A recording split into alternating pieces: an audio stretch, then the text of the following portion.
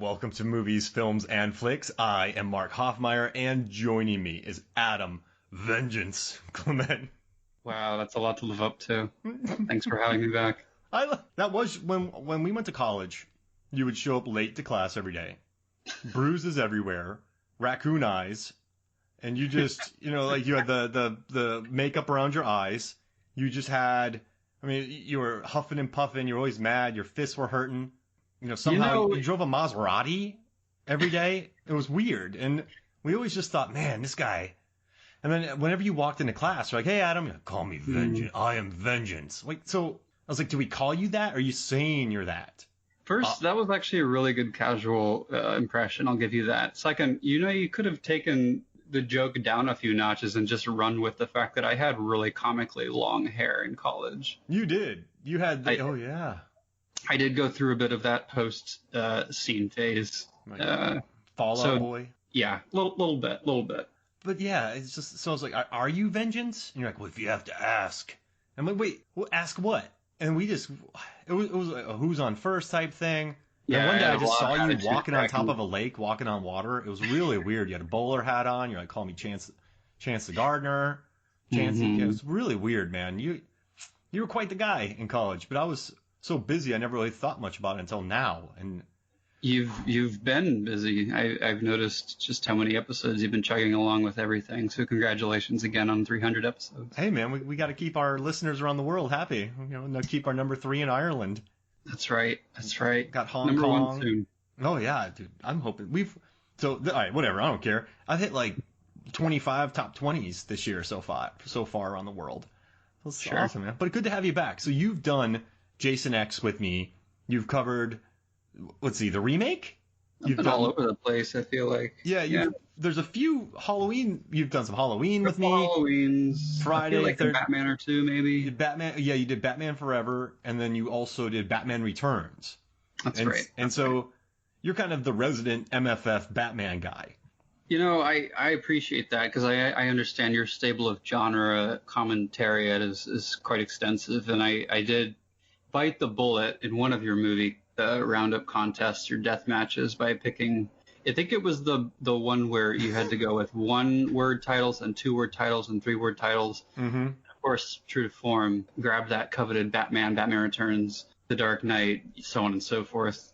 And I did not win, did not get very far at that. But yes, I suppose if you're going to give me that title, it's somewhat befitting. I think the MFF people, they love seeing funky squad. That's right, and that's fair. That's fair. They like to see the funk in there. I accepted a humble defeat. But in this one, you had a tough first round matchup too. You had someone gnarly. I forget who it was, but you had it was. I knew my fate going into that one. The random bracket generator was not pleasant to you on that one. No, it was a rough matchup. So this new movie coming out, Matt Reeves directed. We know his stuff from Let Me In.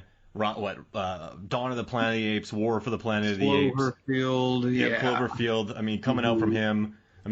This guy is just a dude who came off of making billion-dollar properties with the Rise of the Planet of the Apes. I think those 2 sequels or prequels, and then I love Let Me In. I think it's a solid remake. Cloverfield. Oh, wonderful, yeah. Cloverfield definitely defies convention on the Americanized adaptation circuit, I'd say. And what I like about Let Me In as a remake is that it feels like a companion piece to Let the Right One In and not a ripoff. And sure. That's when I feel like so the Crazies 2013, the Crazies 1973, I feel like they complement each other in different ways, and that's why remakes should exist, and that's why I kind of love them. So this guy, he has been churning out big hits. He has a lot of momentum behind him. Big J.J. Abrams bestie too, I think. Yeah, he's friends with like the biggest people out there. But then he also has Cloverfield, Let Me In, and the War for the Dawn and War for the Planet of the Apes. So he's directed his own blockbusters. So this movie seems like it's his story to tell. I know Ben Affleck was originally attached to this, and there were some changes going through, but when you watch this trailer, we've only seen 2 minutes and 34 seconds or 2 minutes and 31 seconds, depending on the trailer. And it looks like a really singular vision, a singular vision that looks familiar. But it also, I don't know. What were your first thoughts after watching this trailer Sure. for Yeah, I Batman? mean, it certainly borrows a lot. I think there's a lot of people who have been quick to identify a lot of the obvious inspirations. But, you're right. Going into this, when I heard Matt Reeves scored the job, I didn't think, I think a lot of people were very into the idea of a Ben Affleck Batman. And I got kind of worried because I think Ben's perfectly competent. I do. I think he probably would have done a fine job. Maybe he will someday. I don't know what that arrangement looks like with his parent company, but these movies, right? If being the Tim Burton fan that I am, I do think it requires somebody with a bit of a riskier, quote unquote, maybe singular as you put it, take. And I don't know if Ben Affleck has that. I don't know if his decision or his choice rather to direct something like that, like a Batman movie, felt, and not by his own fault, perhaps. I think it was just by the interference within the studio, felt like a bit of a committee decision. So I was very pleased to see that, DC and Warner's have sort of embraced this director-driven approach, which, I think is partly a learning from the Marvel universe, but at the same time, they're sort of off the wagon, so to speak, on this idea of everything has to fall in place like a jigsaw puzzle, the way that Marvel movies do, right? We've seen the Joker work out splendidly for them commercially. Pretty well. Yeah. And I mean, there are certain hangups I and others might have with it, but I do think that ultimately giving that sort of freedom and autonomy to people like those directors, it pays off more often than not. So I was very happy to hear about the Matt Reeves scoring the job. And then, I'll say it here before I forget. I have no receipts on this. I'm not a Twitter poster on a great frequency, but I will say before any casting was announced, there was only one A-list, B-list, whatever you want to call him, known actor, who I saw in this role as Batman. And I couldn't believe it. I really couldn't. Because you talk about fan casting, and you get, fans think they know what they want, and, usually it's just some generic, stereotypical, fan cast, and it never really happens because studios know, sometimes they try to pick the unexpected surprise. And that, to me, the only one I wanted was Robert Pattinson. Wow. So I feel very vindicated, and I guess we can get to that in a little bit. But, I think between those two announcements, I was very excited. And I think, going back to your question in a really roundabout way, just seeing those obvious fingerprints of stuff like, Silence of the Lambs and Seven especially, have just reconfirmed and reaffirmed everything that I think a lot of us fans have wanted for a long time, right? This idea of a detective story. It's astonishing to me, and I don't want to say it's many people, but it's still a fair amount of people who don't realize that Batman is a detective first. He was DC is Detective Comics. That's what it stands for. So this idea of him being, a sleuth, that kind of thing, not just a guy running around in a cape as a superhero, is somewhat unique and different and something unexpected to a lot of people. So I'm excited for it. I'm really just thrilled to see that they're taking this direction. No, absolutely. You can, there's so many shades. You are right. There's shades of Seven in there, but also Matt Reeves talked about Chinatown and French Connection, and I think people forget how much detective work was in those films. So French Connection, people want to talk about the and it's very on the ground. Yeah, and that's what's different. It's not like Christian Bale, loading up turrets and blasting a bullet through all concrete, right, and taking ballistics. Like, that's cool, but it's not the kind of comic book detective work that I think a lot of fans have been clamoring for. I want to do something. I think Popeye Doyle takes more steps in French Connection than Samwise and Frodo do in the Lord of the Rings trilogies. Right. I mean, let's look at the pedometer stats for those two characters. He and Roy Scheider pound the pavement on that. And it was interesting. So the first thing that crossed my mind is I looked up the cinematographer and I looked up the production designer. Fraser, yeah. So the production designer, he's James Chinland, and he has worked on. So I looked at the vibe of this movie and just the amount of Easter eggs in there with the various photos, but it's very grimy. It's very well, it's grungy, and grungy. There it is. With the Nirvana, it's like the Crow that's sort of retrofitted with Mike Giacchino's theme. So yeah, there's definitely a grime and a grunge to it. I love that. But this DP had worked on Requiem for a Dream, and he had worked on The Fountain, 25th Hour, 1 hour photo. When you think about 1 hour photo, there's a lot of sterile. Yeah, exactly. Yeah. And I love that look of it. He can master different art. So you have 25th Hour, Very in the versatile. in the club, in the the various lights. It's very dark, but then you do have some really nice blues and reds. Then you have the sterile 1 hour photo, which 1 hour photo, you're in a sterile place. You have Yeah. the grunge of Requiem for a Dream. And I mean, even War for the Planet of the Apes, that's a post-apocalyptic world, so there is There's a lot of grunge. range. Yeah. Yeah. And I mean, Fountain, I adore. So I was looking at that, and then you have Greg Fraser. I mean, the dude's done Zero Dark 30, Rogue One, The Mandalorian, Foxcatcher, and also there's two things. He did Let Me In, but he also did Killing Them Soft.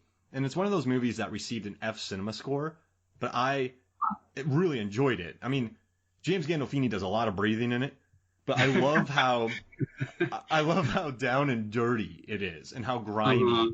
And so you have Matt Reeves, who, I mean, Let Me In, you see some of that aesthetic. The War for the Planet of the Apes movies, you see that. And then you bring in this DP and this production designer, and I think it's made a really nice marriage of Seven-esque. I hate making comparisons because it's really easy, and I think it can be reductive. It can prevent you from maybe thinking of better words to describe a film. Sure. But I love grungy. And there's a lot of texture to it, and I think it's to its benefit because a lot of people, myself included, were sort of interested in this idea of setting, right? When is this era? And I think just by the 25% that's been shot, obviously there's an iPhone or a smartphone in somewhere in the trailer and stuff, but it is almost deliberately an amalgamation of a lot of different architectures and aesthetics. You got a lot of high tech in it, but it's not showy. It's not Nolan-esque, which I appreciate actually. So it does feel like maybe something that could have happened in the 90s or 80s or 70s. So I like that it's just sort of nebulous, maybe.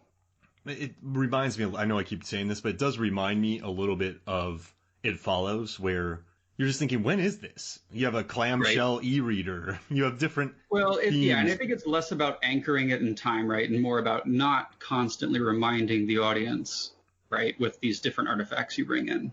Now, with this character, I was just thinking about this, and I want to see what you think. I just thought about this. So when we move towards having you have the Schumacher Batmans. It's very bright, colorful, super villains.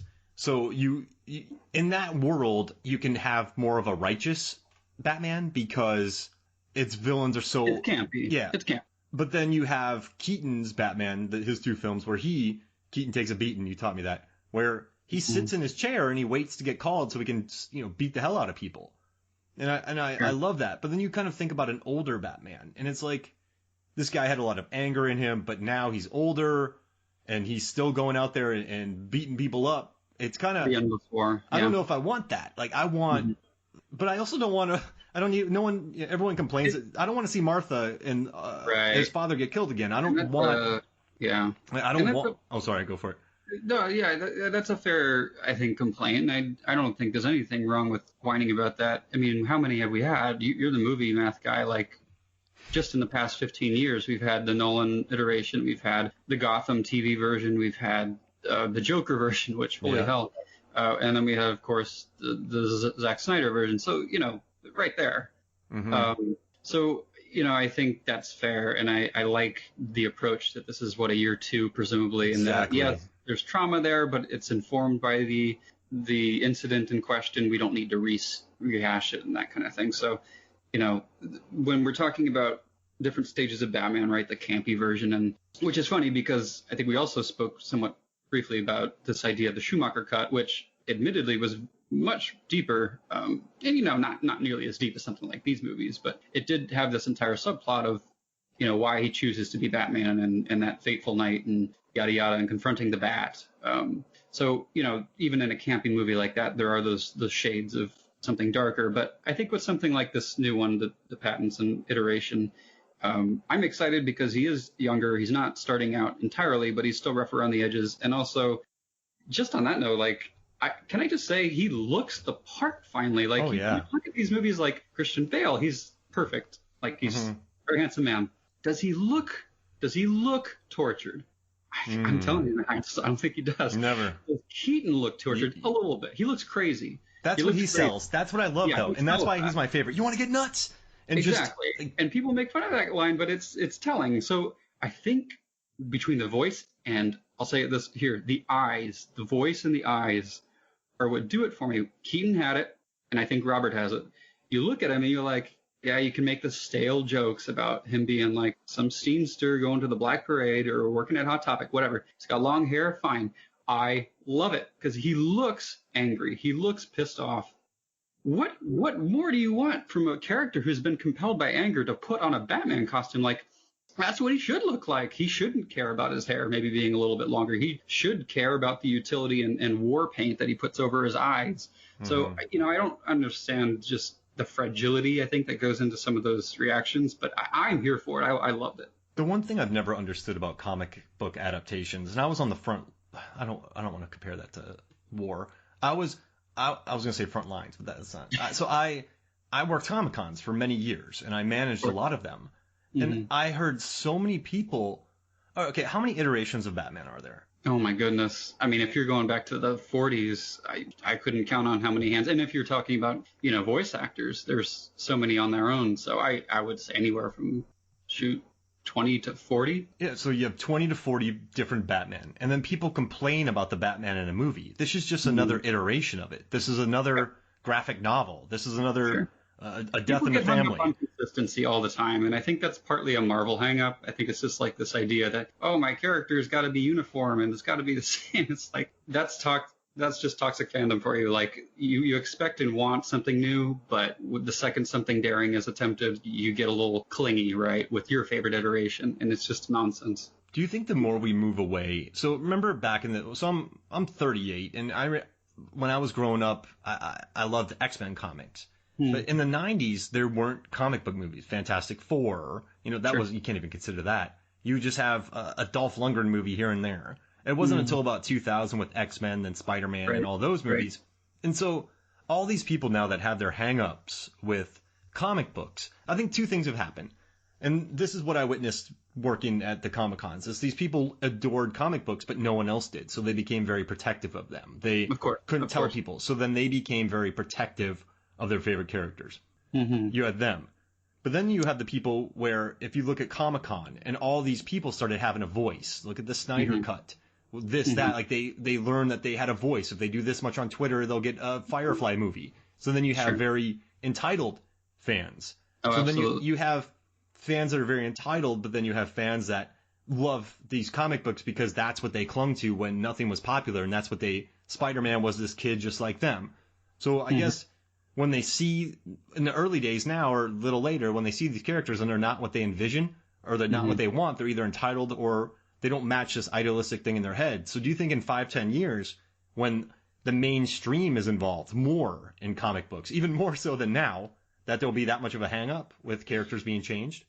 Oh, you're not going to like my answer. I would argue, yes, to your point, we're already there. We're way past there. I would say the fact that the Snyder Cut, as it were, is a thing that happened, is happening. We're way past that. I think it's only going to get worse. I think a lot of that is just basic human, psychology and uses and gratifications. I think when people have an experience that's, positive with some sort of media stimuli, like these movies or these characters, it's a nostalgia thing. You want to return to that.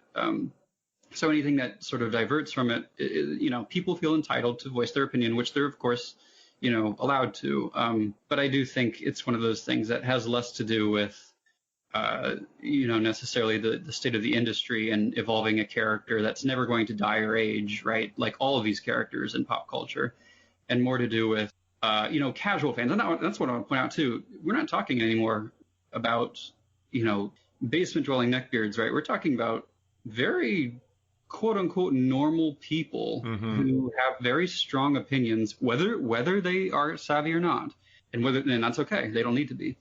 But it's enabled people who casually see a Marvel movie or two a year to have these opinions that are strong. And that, again, that's okay. But, a lot of times these opinions aren't necessarily informed by a whole heck of a lot, which also is okay. So, I think, again, we're long past there. And I do think it's going to either continue the way it is.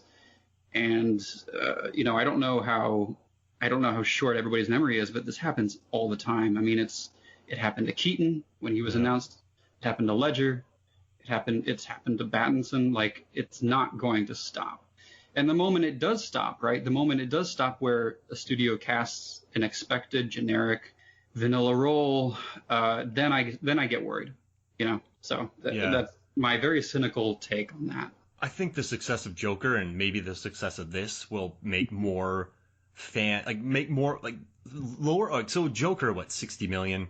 So let's say the studios should start handing out $70 million to directors to make their comic book movie.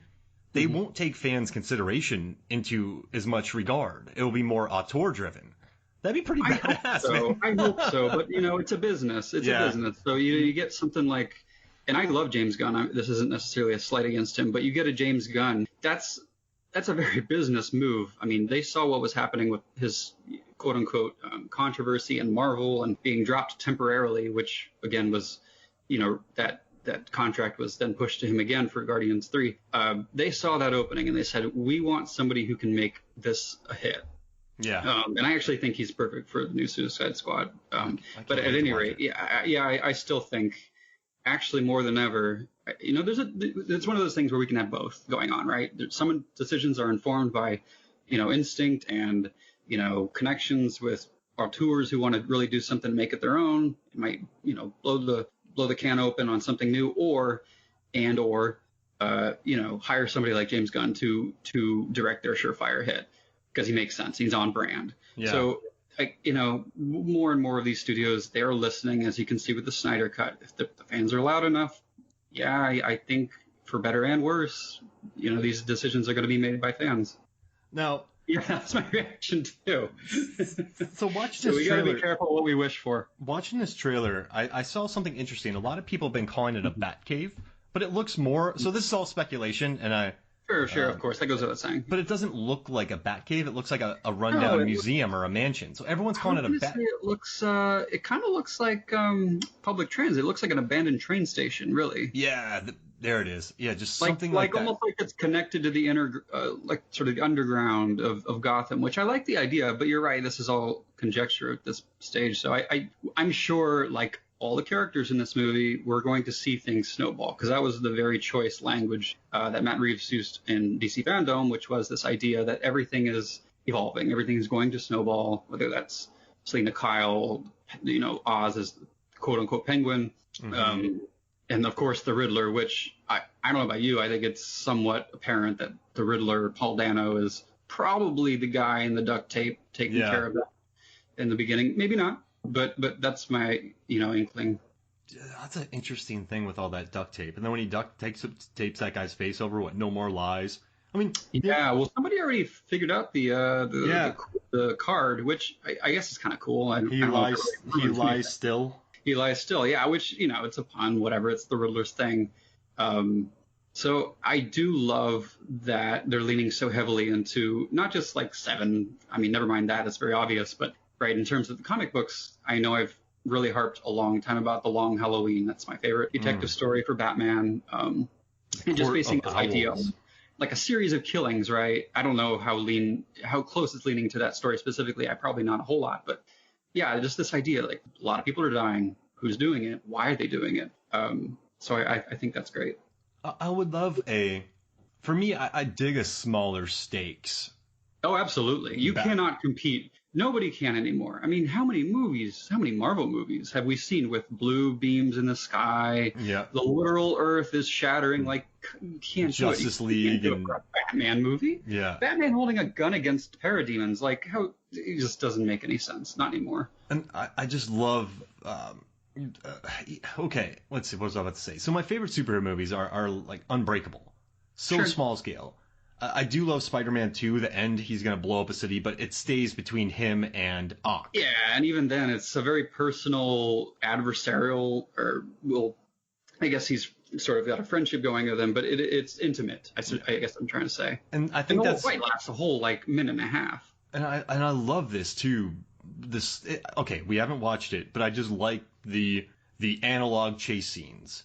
I like the Batman destroying a henchman. And some people hated that. Some people have written long Twitter threads about that. But Just Batman killing. Oh, you mean the beatdown? You mean the beatdown. I mean, that guy. I mean, I don't know. When you got face paint, and you're a gang member, and you're killing people in a fictional world, you're probably bad. And yeah, I don't think it's. I don't want to have that kind of conversation here. And honestly, I think there's some validity to the politics, quote unquote, as they were. But I do think people are kind of getting ahead of themselves based on a trailer.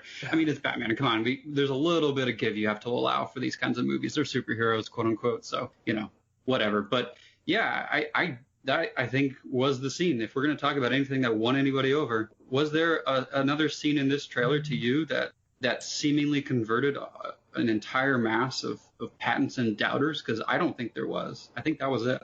And nothing in here made me go, uh-oh. But I guess I'm not that huge on Batman. Well, I just mean to say the beatdown in question and having people say, okay, all right, I'm on board with this. I like what they're doing with this. Pattinson's got my vote. Because that feels like it was the turning point from all the reaction videos that I've seen. And that's been very vindicating for me personally. And also, I just got to say, so after Cosmopolis, right, he went and did The Rover, which... It was kind of wild. I wrote a really positive review for The Rover, and Robert Pattinson fans got a hold of it, and this is after Twilight when people are still ragging on him. How many years after that was Twilight? Let's see. So Twilight Breaking Dawn was 2012. The Rover was 2014. But they shared the living daylights out of it. And when I saw him hold the screen with Guy Pearce, I'm like, this guy's got it. And then he did Lost City of Z, which was like one of my favorite movies of 2016. Good Time, which I've been promoting. See, that's the first one that I was like, all right, this guy can act. I like this. I like this a lot. I've been promoting that just nonstop. I mean, I love that. I love it more than Uncut Gems. And then you have. I don't like it more, but I agree.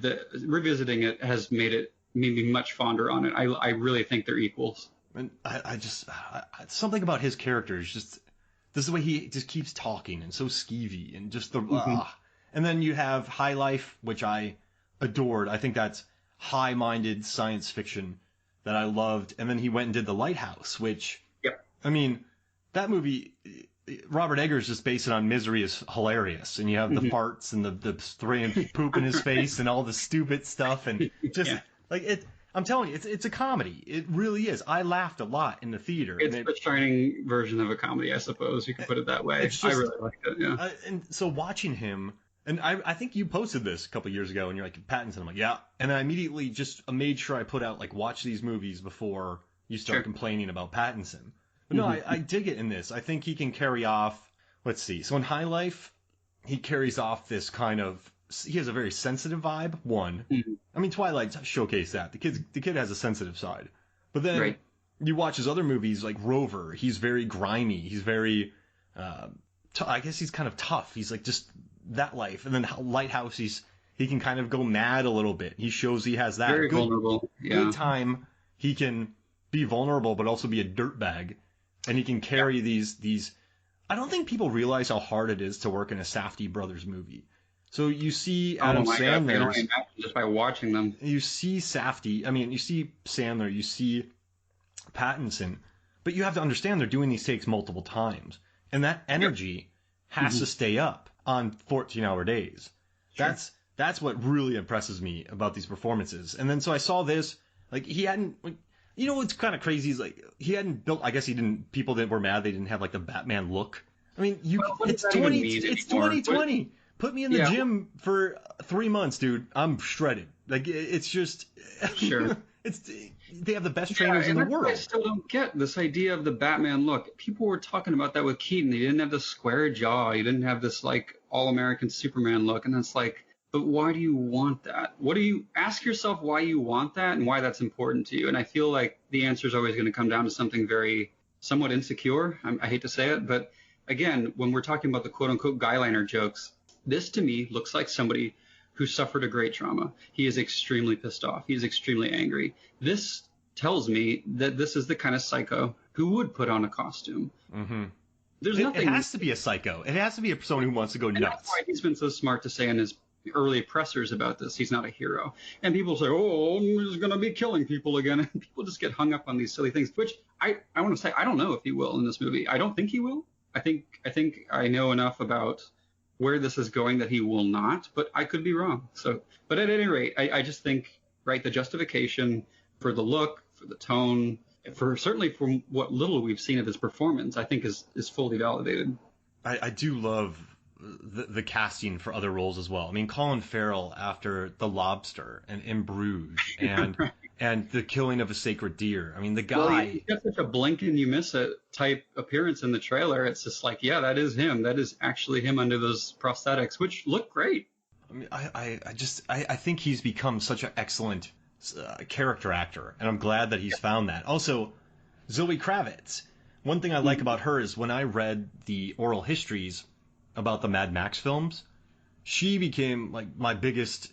I became like I don't know, like her not like biggest fan. That's weird. But I'd always been a fan of hers. I always thought she was good in her movies, but I loved everything she had to say in these oral histories.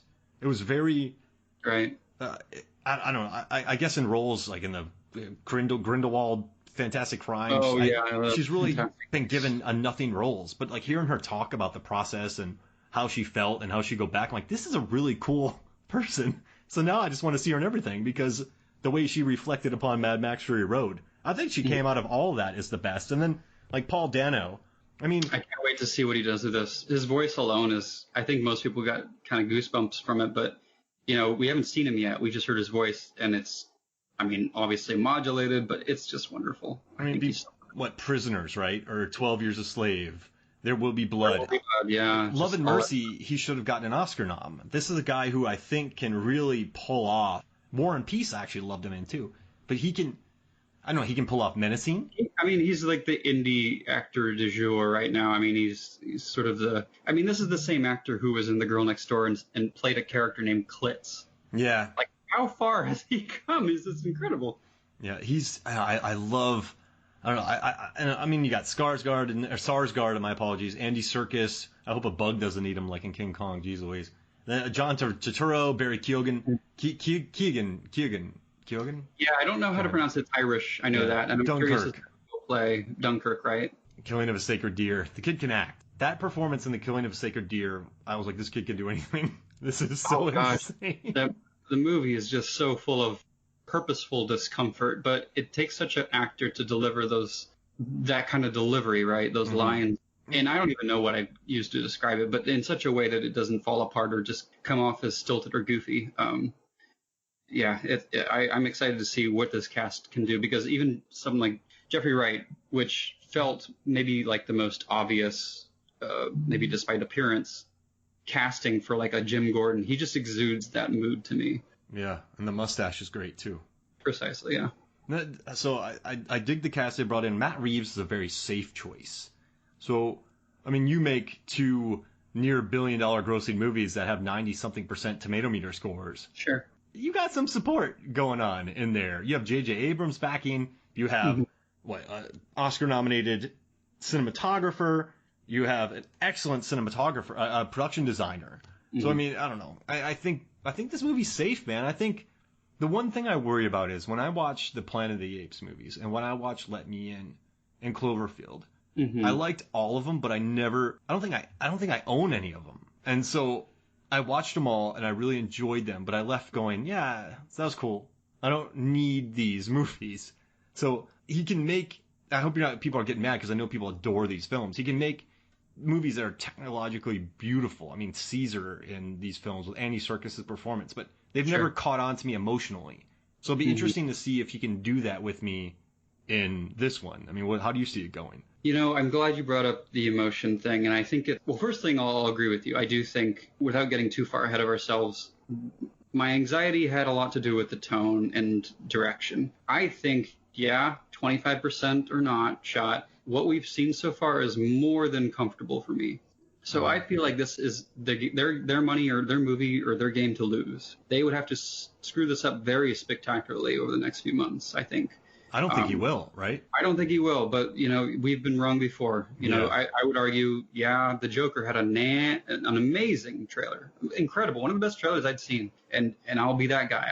I don't think the movie delivered on that promise. It was fine, but I don't think it was as good as the trailer. So that said, I do think this is on the right track. I do think there's a lot of a lot to be excited about with good reason. And I also think, to your point about the emotion, you know, I'm partial, of course, to the Keaton Burton stuff, and those certainly evoke a lot of emotion in me, but maybe not for the purposes or the reasons, rather, that have to do with Bruce Wayne as a character or the characters within. Maybe Selena Kyle and Batman Returns, but, you know, it's a lot of spectacle and it's a lot of, you know, fanfare and heroism, right? You hear the Danny Elfman theme swell and stuff like that. So that's what I appreciate about those movies. In this movie, I'm glad that we're finally seeing a very vulnerable and intimate depiction of Bruce Wayne and apparently as Reeves puts it, the battle for his soul. And, you know, it's simple stuff. It's very easy to see. Even the final frame of the trailer with him with his, you know, raccoon eyes, you know, he looks gutted. He looks like he's in over his head. That's what I want to see from a Batman who's out of his element, who doesn't have all the answers, who doesn't have the quick solve, because that's basically what we've seen. Every sort of obstacle in the previous films, right? Even if in the '89 movie, sort of busting the Joker's toxin, right? He sort of makes quick work of that within not even a montage.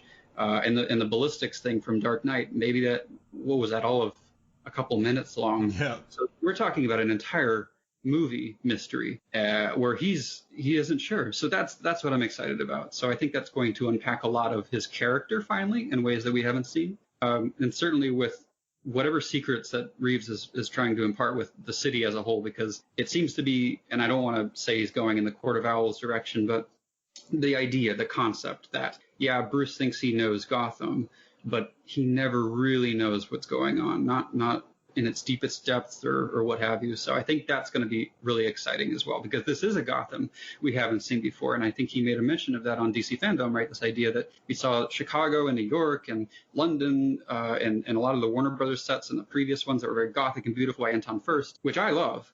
But this idea of what we are seeing that, okay, for lack of better context in the trailer, looks a lot like a dark, gritty Seven, right? Very street level stuff. Mm-hmm. I'm excited for that because we haven't seen that yet. So yeah, I think every box has been checked for me. And I like it. Obviously we haven't watched it yet. So and the one guy he does fight, he absolutely destroys.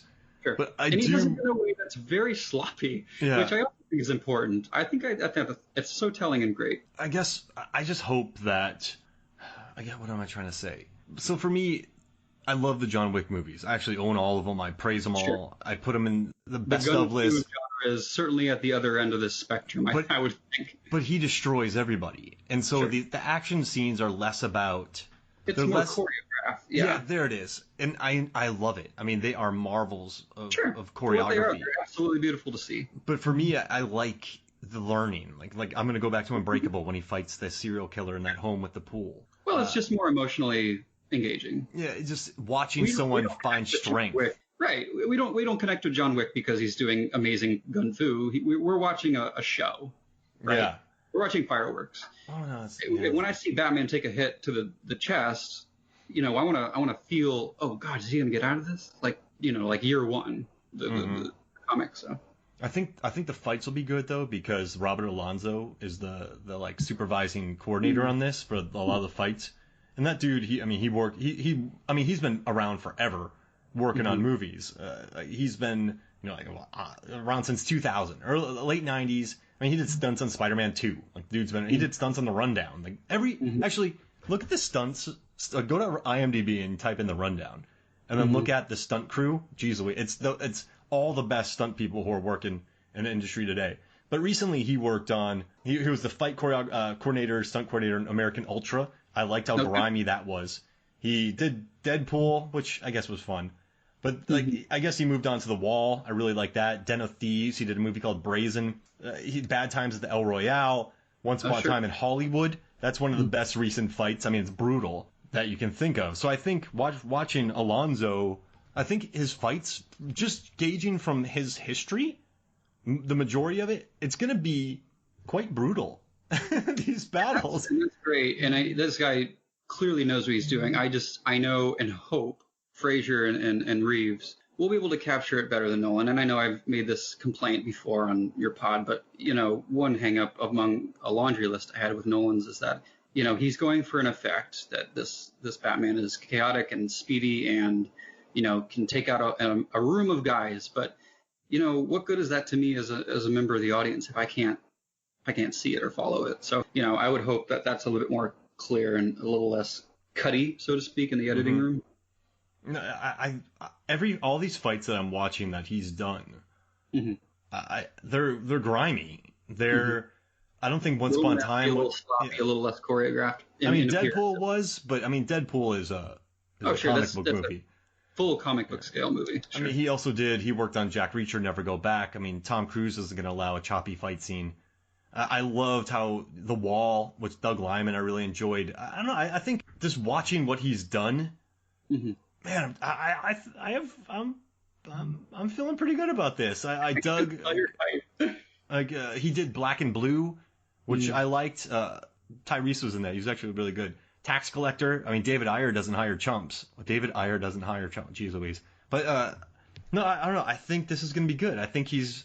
Yeah. I think just the talent behind and in front of the camera is going to make this. So even if I'm not leaving the theater mind blown, I put money on it being good. That's what I'm forecasting myself. Like that, it seems to me, even if this is somehow a letdown of an ending, which who can say, I don't see myself being bored by this, right? Because it is unexpected. There's a lot of stuff in here we simply haven't seen from a Batman movie before. So while I do think it's totally fair for people, whether they're fans of DC or Batman or not, maybe they just hate comic book movies and just say, wow, another Batman movie, who'd have thunk it? I just think this movie deserves a bit more give and leeway because so far, just with the little we've seen, I would be hard pressed to find anybody who's still is still not impressed to some degree. Certainly for me as a comic fan, there's just so many small details. Like I sense this is going to be around Halloween. I do believe there's like a pumpkin or something on a stoop in one of the press shots. So I do want to think, certainly from my favorite stories like The Long Halloween, there will be these flourishes. I don't actually know if we've had a Batman around Halloween time yet. Maybe Christmas for sure, but I think it would be appropriate. And what I hope about this movie, I hope it's more The Crow than it is more. Yeah, there's definitely a lot of The Crow I'm seeing in this. I mean, that movie's grungy AF, man. That one is. You don't get grungier than The Crow. What do you think? What do you think Proyas in his heyday could have done? That's a good question. I mean, I think the answer is what you just said. I think it's The Crow. Yeah. Right. Dark City. Yeah. Yeah, I don't know. Funny. Well, it's interesting you say that because a lot of the people who my friends who aren't big Batman heads, that's the first reaction they got. It was less about Seven. It was less about other serial killer movies. It was like, whoa, this looks like The Crow. And I was like, that's interesting. I didn't realize that would be top of mind for a lot of people, but I do see that. No, I mean, I just hope it's like that. The grungy soundtrack. I mean, you already have Nirvana. Well, I mean, I'm excited for the Giacchino theme because what kind of stakes are you looking at with that? You've got to follow Elfman and Zimmer and Howard. The good thing is it's in a movie like this and not another $200 million Bat. You get to have a grimy Reeves picture. Sure. To do. Let's do all Nirvana covers. It's fine. Be good. Well, it's interesting because they took something away, but it was sort of morphed. So it wasn't really a remake or adaptation of the song. It was just sort of infused with whatever motif Giacchino came up with the theme, which I think is cool. But it was interesting. I wonder how much of that was reverse engineered. I do want to say, I did have a bit of a because you just watch the Suicide Squad and you have Leonard Cohen and you have. But Zack Snyder is always going to use that song. He is in love with Hallelujah, and I get why he used it in Watchmen. I don't understand why he had to use it again for this, but whatever. I just hear so many covers. Like the Yeah Yeah Yeahs did the Immigrant Song, and it's just I'm like another cover. Yeah. But then I'm like, well, I do like this song, so I was totally cool with it. I was fine, I guess. But hey, so how about this? One more thing. We haven't covered a few elements in this, but there's a trailer I really love, and I don't know if you remember watching this, and it's really random because I fell asleep while watching the Texas Chainsaw Massacre remake with Jessica Biel. I was in the theater, fell asleep. I was like, this is horrible. But the trailer, it used like the photos, and then it showed the chainsaw.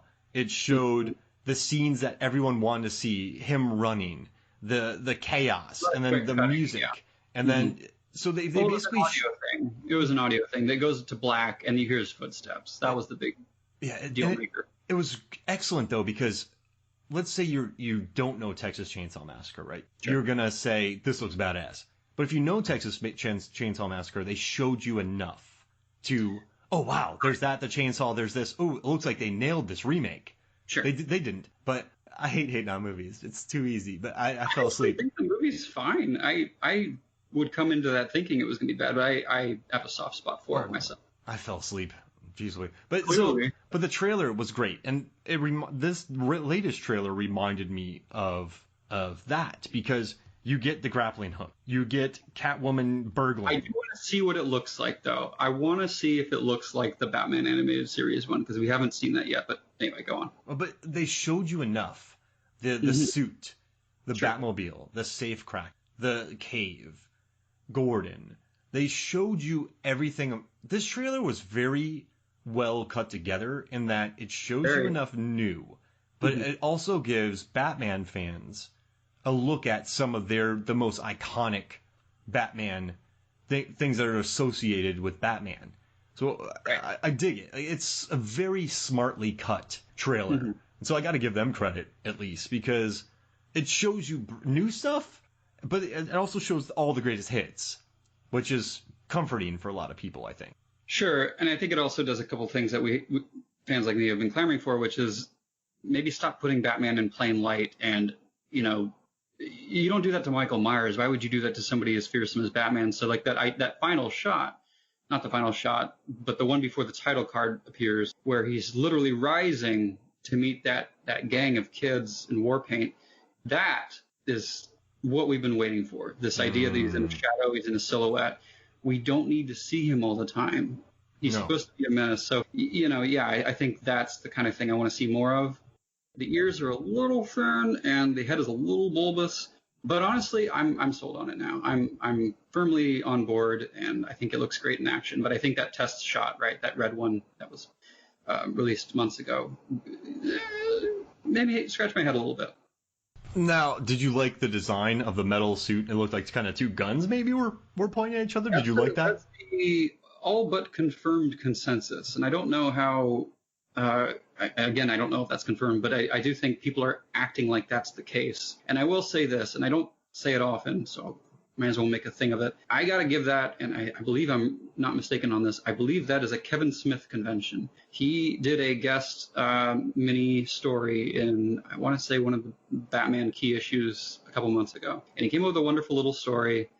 I think it was actually Detective Comics 1000, but it was the idea, right, that he would use the gun that killed his parents for a utility and a purpose, and basically molded it down or melted it down and created the breastplate that would go under his suit. And I love that. I think that's actually a very creative, innovative thing that we haven't seen before, that doesn't disrupt the canon any, really, to some large degree, doesn't disrupt it. So I do like that. And I think if that's the case, then that's awesome, because it does look that way. It doesn't look like a simple plate of armor. It has some texture to it. So I do think that's the case. Also, before we get out of here, I have one more question for you. Will he stop for takeout before he fights crime? Or drive-through? He could in that car. That car is really nice. Loving the Batmobile. I don't know. Maybe it's certainly more street legal than, the open canopy of the Batman and Robin one, or the Tumbler, or, even the slide open canopy ones of the Burtonmobile. But one hopes that they leave that part out this time. All right. And, I mean, I'd love to see him eating a burrito while just fighting crime. Jeez, well, it looks like he has actual pants. He has, tactical pants that he can just pull down if he has to use the restroom after. That was advice from Christian Bale. Christian Bale said, make sure there's a zipper. Every Batman has given the same advice after. And it's funny that they finally actually made it, a thing. They implemented that practice. So good on Warner's for taking heed. It's like Knight's Tale. Remember, all the knights are making fun of Heath Ledger and his little armor, and then Heath Ledger just jumps on a horse easily. That's Pattinson. Oh, brother. It was time. Yep. All right. Well, hey, man. All right. One more thing. What was your favorite moment of this trailer before we got out of here? One last thing. Favorite moment of the trailer? There's so many. That's not a last thing question, man. I'll play it safe. I do think just the triumphant beatdown and rise with I'm Vengeance, because it confirmed two things. well, it confirmed more than two things, but it confirmed two chief things for me. That this one was very angry and that he could fight and his style was going to be a bit different, which was needed. And the voice. It was so important for me that they get the voice right, and it didn't disappoint. It didn't feel, like cancer of the throat, like Bale. It didn't feel performative, sort of like the Ben Affleck modulator. It was a Kevin Conroy, Michael Keaton amalgamation. I think it was natural. It was angry. It was deep. That's all you need. You don't need to go to great lengths to overdo the voice, and I think it was absolutely perfect.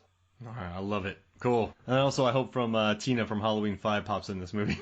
I don't know what her resume looks like, but she might have been out of work for a while. So we'll see. We'll see if they can get Tina from Halloween 5 in this movie somewhere, since it's a who's who of good character actors. Dig back 100 episodes and you'll find our Halloween 5 episode. Yeah, that's a deep cut for the real MFF minutes up though. All right, so thank you for joining me, man. This was fun. Glad to have you back. Absolutely. Well, thank you for having me back, always. All right, so for me, Mark Hoffmeyer, for Adam Vengeance Clement, this is Movies, Films, and Flicks. We'll see you next week. Bye.